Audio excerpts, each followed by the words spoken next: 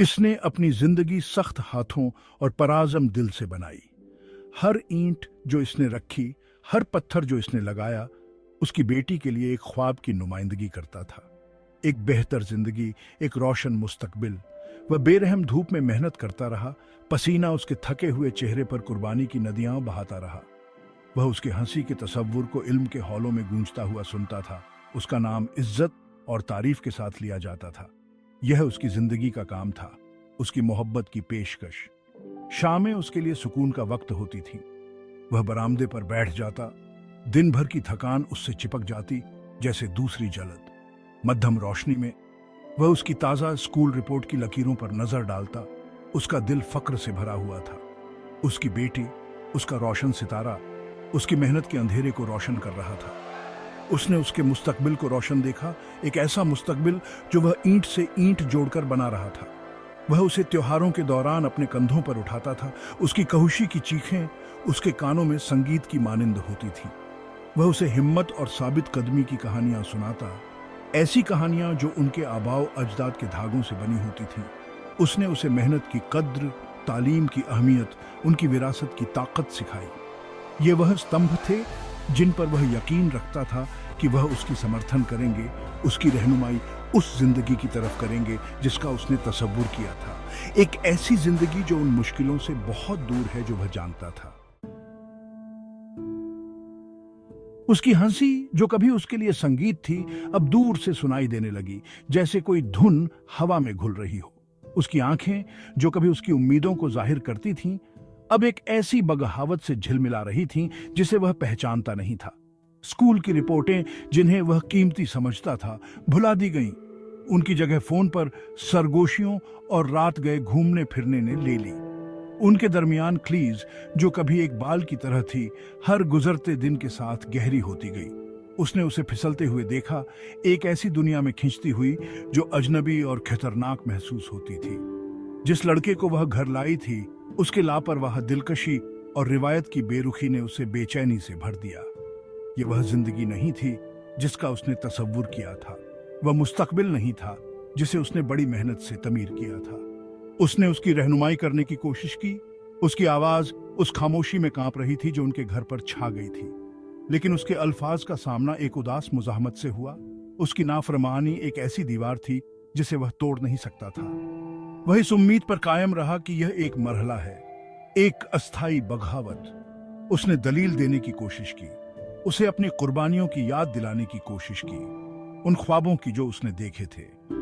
लेकिन उसके अल्फाज उनके दरमियान बरतती हुई खलीज में घुलते दिखाई दे रहे थे। उसकी खामोशी एक बहरी चीख थी, एक ऐसा तूफान जो उस दुनिया को तबाह करने की धमकी दे रहा था जो उसने उसके लिए ईंट से ईंट जोड़कर बनाई थी।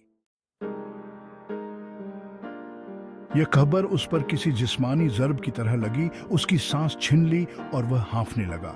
वह जा रही थी, भाग रही थी। एक ऐसी जिंदगी, एक ऐसे आदमी का चुनाव कर रही थी जिसे वह समझ नहीं सकता था।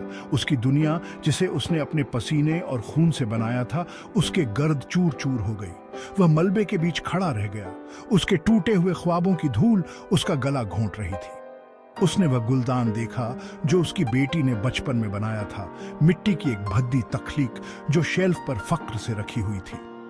ये उसकी मोहब्बत, उसकी मासूमियत उस वक्त की नुमाइंदगी करता था जब उनका बंधन नाकाबिले तोड़ था। अब ये उसे अपनी नाजुक मिजाजी से तंज करता हुआ दिखाई दे रहा था। इस सब का एक निशान जो उसने खोया था।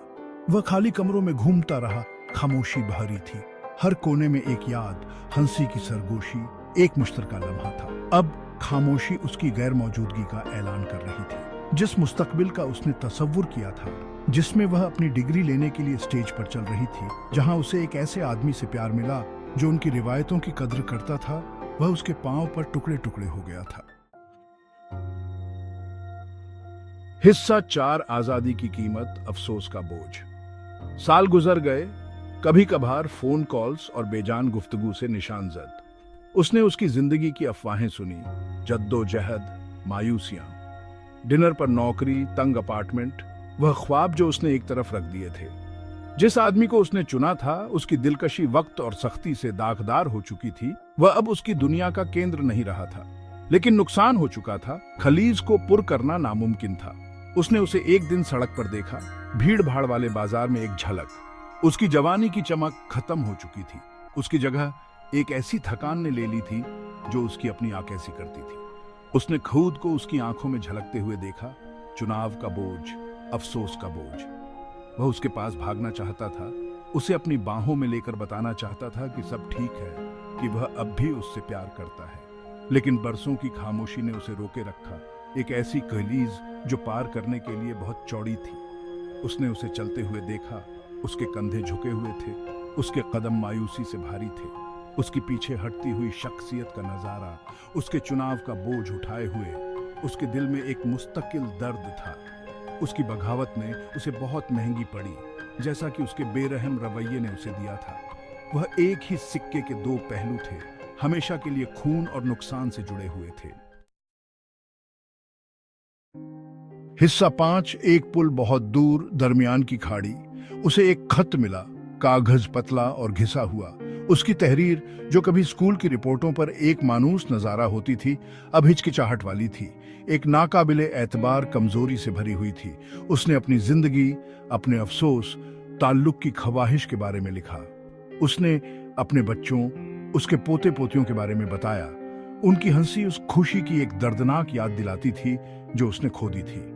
उसने खत को बार बार पढ़ा। हर लफ्ज़ उसके दिल पर एक छोटी सी सुई की तरह चुभ रहा था। वह माफ करना चाहता था, उस कलीज तक पहुंचना चाहता था जो उन्हें अलग करती थी। लेकिन बरसों की खामोशी एक दीवार में तब्दील हो चुकी थी, नाकाबिले तसखीर और ठंडी। वह उसे उन रातों के बारे में बताना चाहता था जो वह जागते हुए गुजारता था। उसकी हंसी की गूंज उसके ख्वाबों को सताती थी। वह एतराफ करना चाहता था कि वह बेशुमार बार उसकी अपार्टमेंट बिल्डिंग गया था, सिर्फ मुड़ने के लिए, अपने गुरूर से मफलूज होकर। लेकिन अल्फाज नहीं निकले। वह खिड़की के पास बैठा था। डूबता हुआ सूरज आसमान को नारंगी और जामुनी रंग के रंगों में रंग रहा था। इस मुतहर्रिक जिंदगी की एक दर्दनाक याद दिलाता था जो उन्होंने एक बार शेयर की थी। उसने अपने सामने वाली खाली कुर्सी को देखा जिस पर वह उनकी शाम की गुफ्तगू के दौरान बैठती थी। खामोशी बह रही थी, उस खलीज की एक मुस्तकिल याद दिलाती थी जो अब उन्हें अलग करती थी। एक खलीज जिसे पार करना नामुमकिन लग रहा था।